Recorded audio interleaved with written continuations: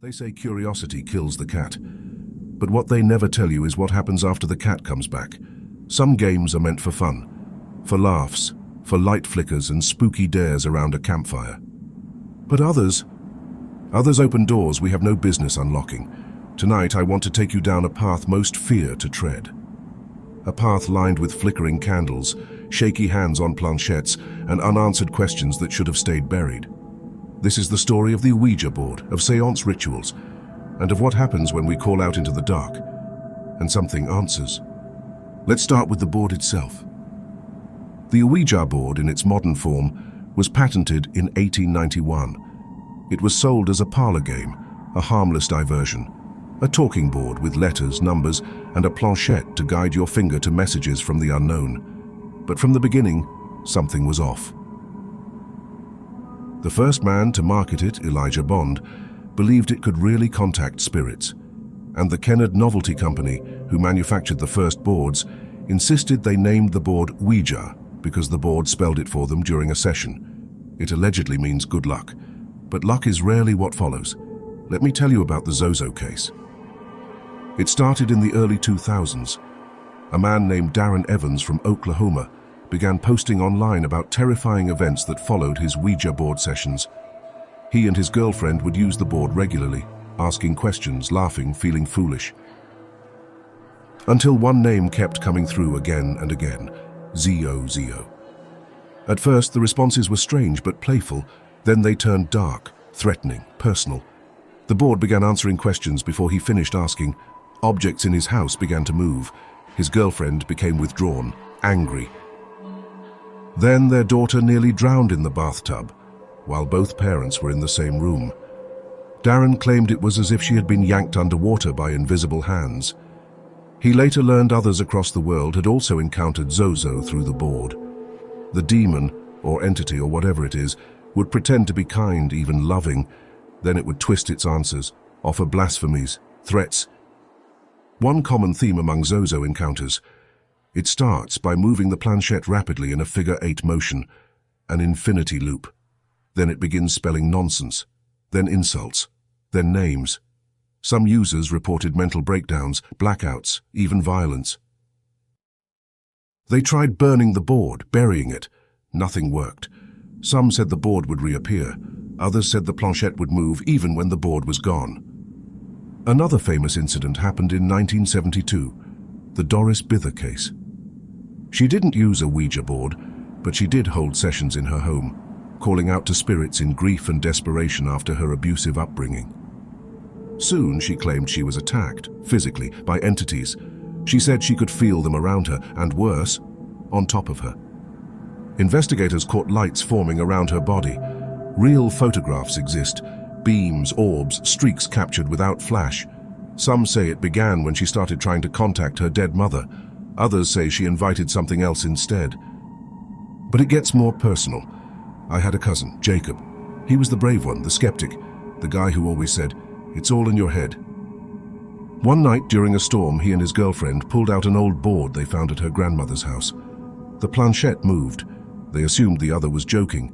Then it spelled his name, first and last. Then it wrote, "I see you."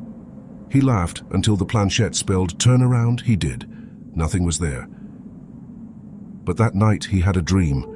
A woman standing at the foot of his bed. No eyes, no mouth, just a hollow face, and long black fingers reaching toward his chest. When he woke up, there were scratches, deep, bleeding, 3 perfect claw marks across his ribs. He never touched a board again. But the dreams didn't stop. He moved, changed jobs, got married, and still once every few months he'd wake up screaming, clutching his chest. He died in 2019, heart failure. Age 28, no warning, no reason. He died in his sleep. His wife told me something she hadn't told anyone else. That night, before she went to bed, he was talking in his sleep, whispering.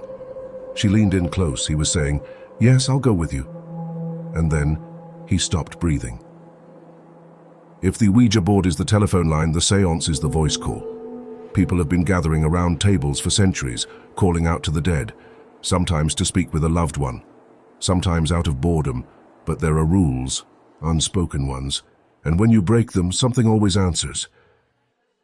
In 2009, a group of college students in Connecticut held a séance in their dorm, just for fun. One of them, Riley, had lost her brother in a car accident and had grown distant, cold. Her friends wanted to cheer her up with a joke séance. They lit candles, turned off the lights, asked questions into the dark. At first, nothing.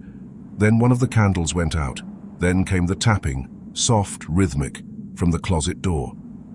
They laughed nervously. Then Riley spoke. But it wasn't her voice. Not exactly. It was slower, deeper, flat. She started naming dates, numbers.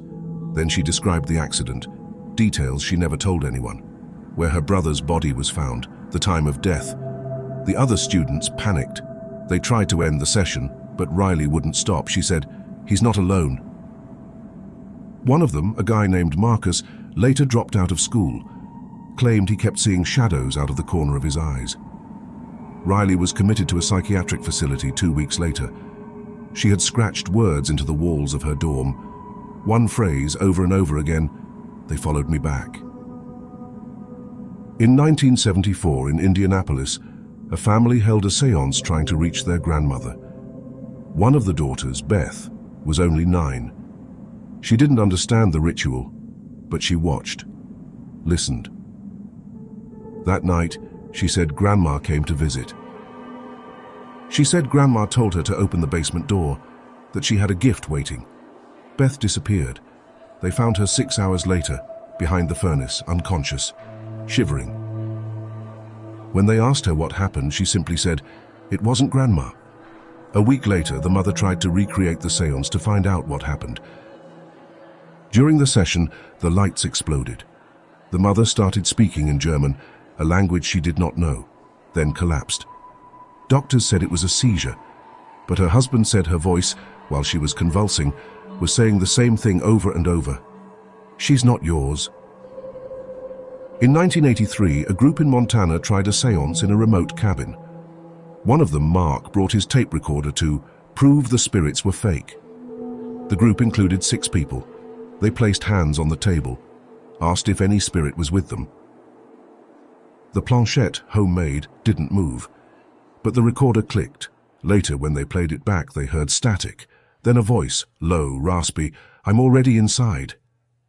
The group thought it was a joke. They laughed, but one of them, Erica, refused to go home that night. She said something was wrong, that she felt unfolded. She couldn't explain it. A week later, she was found wandering in the woods, barefoot, wearing the same clothes from that night. She had carved words into her own skin. The police report redacted most of it, but one line made it to the press. It said, "He won't stop whispering." No charges, no explanation, just silence. There's a reason people say never play alone, but sometimes even a group can't protect you. The truth is, the dead aren't waiting for an invitation. Some of them are just waiting for someone foolish enough to knock. You don't need a board, you don't need a candle. Sometimes you just need to want it badly enough, to feel that ache, for someone lost, for proof, for something beyond this world. And the moment you speak into the silence, it listens. So ask yourself, do you really want to know who or what is on the other side? Because some doors don't open outward, they pull you in, and once you're in, they don't always let you out.